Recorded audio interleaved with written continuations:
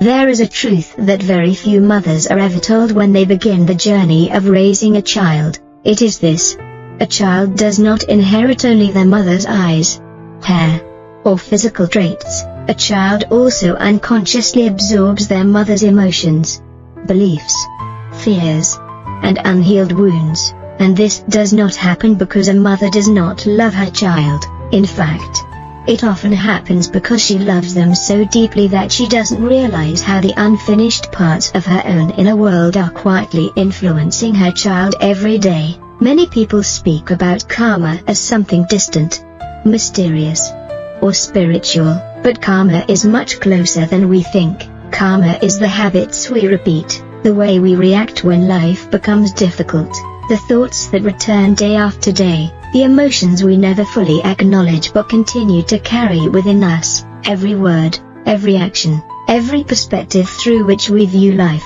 leaves an imprint on our consciousness, and those imprints are passed on, not through lectures or instructions, but through the way we live. Some mothers grew up surrounded by criticism, so without realizing it, they come to believe that criticism is a form of teaching. Some mothers grew up emotionally deprived, and later place enormous expectations on their children. They want their children to achieve more, succeed more, become more, because deep inside, they are still searching for the validation they once longed for themselves. Some mothers were constantly compared to others when they were young. They remember how painful it felt, yet one day, without meaning to, they find themselves saying, "Look at how well that child is doing. Why can't you be more like them? Why don't you try harder?" Not because they want to hurt their child, but because old wounds are still operating beneath the surface. Modern psychology calls this intergenerational trauma, the passing down of emotional wounds from one generation to the next. Many spiritual traditions describe it as the continuation of karmic patterns. Whatever name we choose, the truth remains the same.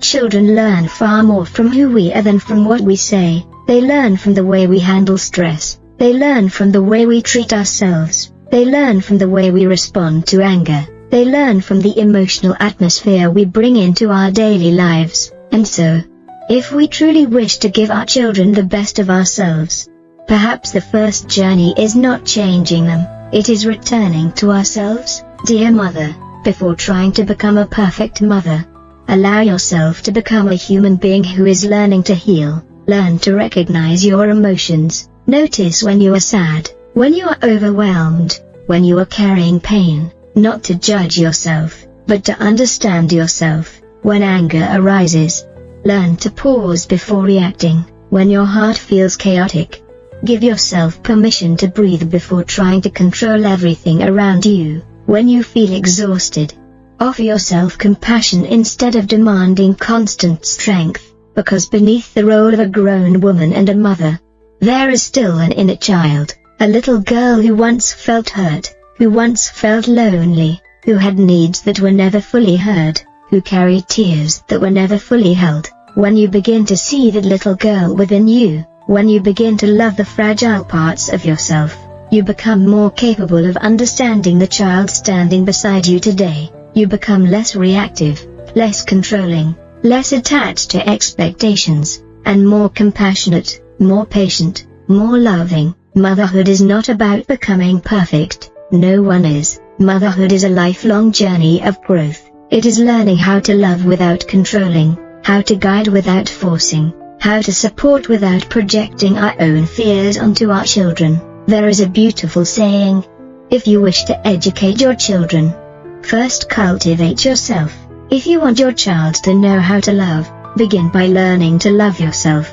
If you want your child to understand forgiveness, begin by forgiving your own past. If you want your child to be resilient, let them witness how you rise after life's difficulties. If you want your child to live peacefully, become the peace they can feel every day. The truth is, children do not need a perfect mother, they need a present mother, a mother who listens, who is willing to admit when she is wrong, who can hold her child, and who can also hold herself with tenderness. Every time a mother chooses to breathe instead of react, every time she chooses understanding instead of judgment, Every time she returns to care for her own inner world, a healthy seed is planted in the heart of her child. Those seeds grow into confidence, into kindness, into inner peace, into love. We may not be able to change everything we inherited from the past, but we can choose what we pass on to the future, and that may be the greatest gift a mother can give her child. Because loving your child is not only about giving them the best things in life, it is also about becoming conscious enough not to pass down the deepest wounds you once received. And perhaps, when a mother begins to heal herself, it is not only her life that changes, her child's life changes too, and even future generations may be healed through the love she chooses today. Thank you for taking the time to watch. And always remember that this world needs you, and only you can create the values. Don't forget to give me a like, subscribe, and turn on notifications to watch the latest videos every week. Once again, thank you and see you in the next videos.